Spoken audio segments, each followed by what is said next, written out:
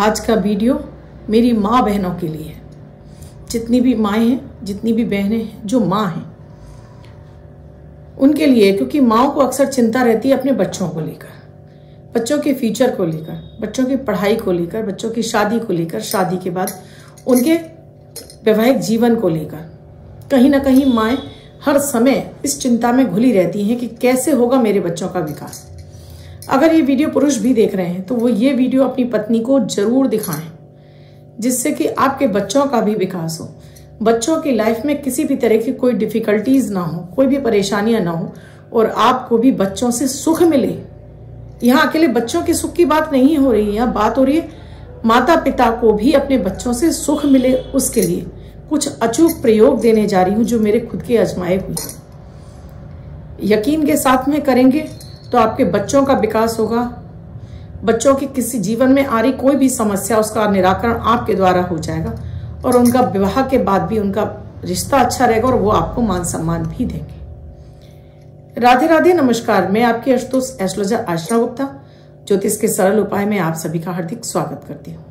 मैं आपकी एस्ट्रोलॉजर हूँ, ज्योतिषी, वास्तुशास्त्री, न्यूमरोलॉजिस्ट, लाल किताब रीडर, और हाथ और चेहरा पढ़कर भी आपके बारे में बहुत कुछ बताती हूँ। तो उसके लिए तो आपको पर्सनली कांटेक्ट करना होगा। दोस्तों, माताएं यानी कि जो महिला माँ बन चुकी है उसे ही पता है कि अपने बच्चे को लेकर वो कितनी इनसिक्योर होती हैं, कितनी चिंताएं दिन भर उनके दिमाग में होती हैं।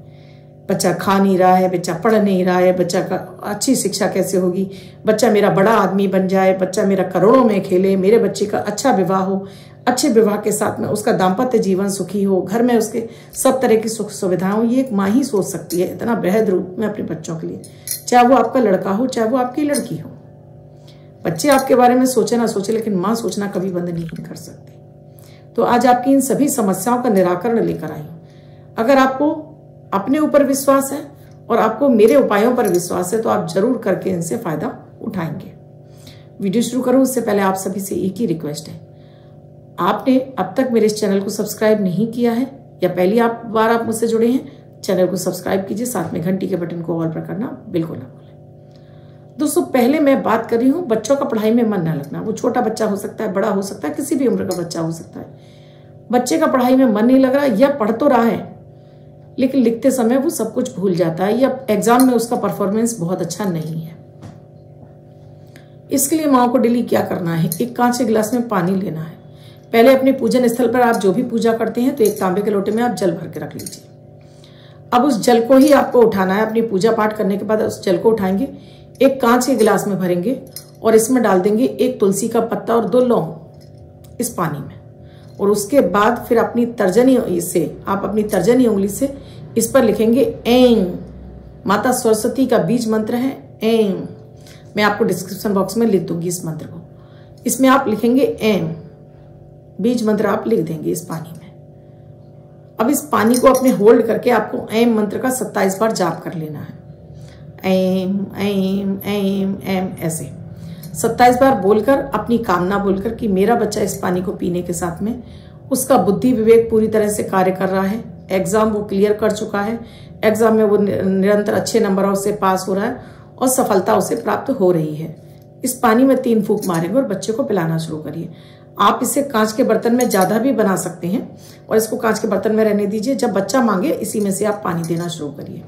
ये तुलसी का पत्ता, लौंग बच्चे को खाने के लिए भी दिया जा सकता है। जैसे तुलसी का पत्ता है, बच्चे को गोली बनाकर दे दीजिए और पानी के साथ में निकल जाएगा। लौंग है, थोड़ा सा इन्हें दरदरा कर दीजिए, उसकी सब्जी में डाल दीजिए। ये दूसरे दिन करना है। पहले दिन तो आपको इसमें पड़े छोड़ देना है, दूसरे दिन आप बच्चे को खिला दीजिए और 2 लौंग ये सब्जी में दरदरी करके डाल दीजिए और नई लौंग उससे फिर से डाल दीजिए। बच्चे की इम्यूनिटी अच्छी हो जाएगी, बच्चे का कॉन्सेंट्रेशन पावर अच्छा हो जाएगा और बच्चे को पढ़ा लिखा याद भी होगा और बच्चा सफल भी होगा आपके इस प्रयोग से, इस प्रयास से, इस प्रयोग से।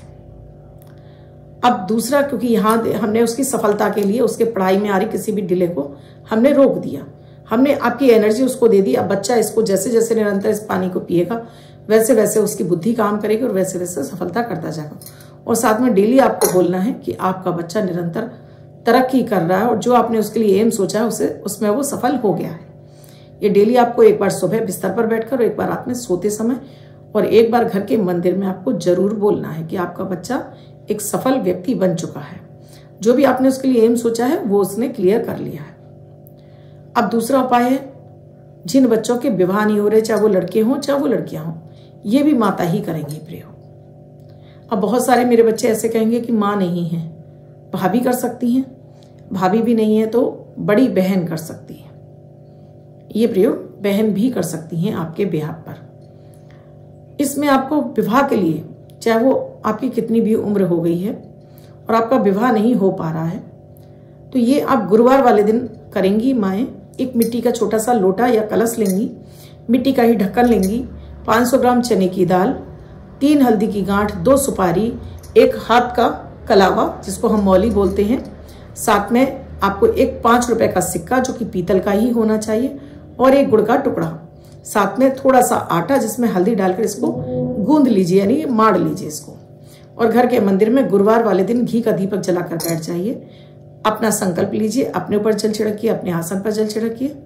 अब अपने नाम, पिता का नाम, गोत्र और निवास स्थान, फिर अपनी कामना जिस भी बच्चे के लिए आप करें उस बच्चे का नाम लेकर कि इसका विवाह शीघ्र तय हो जाए, एक सुयोग्य घर, वर या कन्या या जो आप, लड़का है तो लड़की, जो आप चाहते हैं वो बोलिए। उसके बाद ये कलश में आपको धोना नहीं है, कलश को जैसा है वैसा ही बस पोंछ लीजिए साफ कपड़े से। चने की दाल भर दीजिए, 3 हल्दी की गांठ रख दीजिए, 2 सुपारी रख दीजिए, गुड़ का टुकड़ा रख दीजिए, 5 रुपए का सिक्का और वो कलावा भी रख दीजिए। अब ढक्कन रखिए और इसका मुंह सील पैक कर दीजिए। अब घर के मंदिर में बृहस्पति देव को या नारायण को अर्पित करते हुए उनसे प्रार्थना कीजिए। इस बच्चे का विवाह तय होते ही आप इसको किसी भी पंडित पुजारी को अन्न और वस्त्र के साथ में, दक्षिणा के साथ में आप इसे दान कर देंगे। इसका मुंह सील पैक करके इसको अपने घर में ही कहीं भी ईशान कोण में, यानी ईस्ट की दिशा में कहीं भी इसको छुपा के रखना है, बाहर रही नहीं रखना है, किसी भी अलमारी के अंदर रख दीजिए और रखा रहने दीजिए। 6 महीने के अंदर उस बच्चे के विवाह का बंधन कैसा भी लगा होगा खुल जाएगा, उस बच्चे का विवाह कहीं ना कहीं तय जरूर हो जाएगा। बहुत ही अचूक चमत्कारिक उपाय है, करके देखिएगा। बहुत ज्यादा विलंब हो रहा होगा बच्चे के में, तो हद से हद 1 आध महीना और लग जाए तो इसमें परेशान होने की आवश्यकता नहीं है। उसके बाद जब विवाह तय हो जाए, ये कलश अन्न, वस्त्र और दक्षिणा के साथ में किसी भी मंदिर के पुजारी को आप दान कर दीजिए। अब लास्ट उपाय जो कि आपके लिए भी और बच्चों के लिए, जिन बच्चों के विवाह हो गए हैं और माता पिता चाहते हैं उनके बीच में, बहू बेटों के बीच में आपसी सामंजस्य और प्यार बढ़ा रहे, बच्चों की भी तरक्की हो और बच्चे भी आपको मान सम्मान दें, उसके लिए आपको अपने घर में स्थापित करने हैं शिवलिंग। चाहे वो स्फटिक के हों, चाहे वो पारद के हों या वो चांदी के, काले रंग के शिवलिंग आपको घर में स्थापित नहीं करने हैं। ये 3 तरह के ही शिवलिंग पर आप आराधना करेंगे। डेली नियम से आपको संकल्प लेने के साथ में अपना नाम, अपने पिता का नाम, गोत्र और निवास स्थान, फिर अपनी कामना कि आपके सामंजस्य और प्यार बढ़ा रहे, बच्चे आपको प्यार और मान सम्मान दे रहे हैं, इस कामना के साथ में आपके प्रयोग कर रहे हैं। पहले गणेश जी का आप ध्यान करेंगी, ओम गंगापते नमः 11 बार, 21 बार, जितनी बार आप चाहें। केसर का टीका पहले गणेश जी को लगाकर अपने मस्तक पर लगाएंगे। उसके बाद डेली आप दूध और जल शिवलिंग पर अर्पित करेंगे। ओम नमः शिवाय का जाप करके पहले आप जल अर्पित करेंगे, ओम नमः शिवाय, कंटिन्यूस आप ओम नमः शिवाय बोलते जाएंगे। उसके बाद वो दूध वाला जल आप अर्पित करते जाएंगे। बाद में फिर एक बार सादा जल अर्पित करेंगे। शिवलिंग को कटोरे में से निकाल के बाहर रखेंगे और थोड़ा सा अखंडित चावल चढ़ा देंगे। इसके बाद इस जल को थोड़ा थोड़ा अपने घर में छिड़क दीजिए और ले जाकर थोड़ा सा किसी भी घर में मनी प्लांट लगा है उसमें लगा दीजिए, बाकी का किसी अन्य पौधे में लगा दीजिए, इस कामना के साथ में कि आपका और आपके बच्चों का चंद्रमा हमेशा मिला रहे। साथ में पानी का लोटा जो आप एक घर के मंदिर में अलग से रखेंगे, उस पानी को आपको ले जाकर ये बोलकर कि आपका इन बच्चों के साथ में प्यार और सामंजस्य बढ़ रहा है, बच्चे आपको मान सम्मान दे रहे हैं, 3 फूंक मारकर घर के पूरे पीने पानी में मिला दीजिए। ये चमत्कारिक रूप से आपका और आपके बच्चों के बीच में सामंजस्य और प्यार को बढ़ाएगा, एक दूसरे को मान सम्मान दिलाएगा, एक दूसरे के बीच में सामंजस्य को बढ़ाएगा।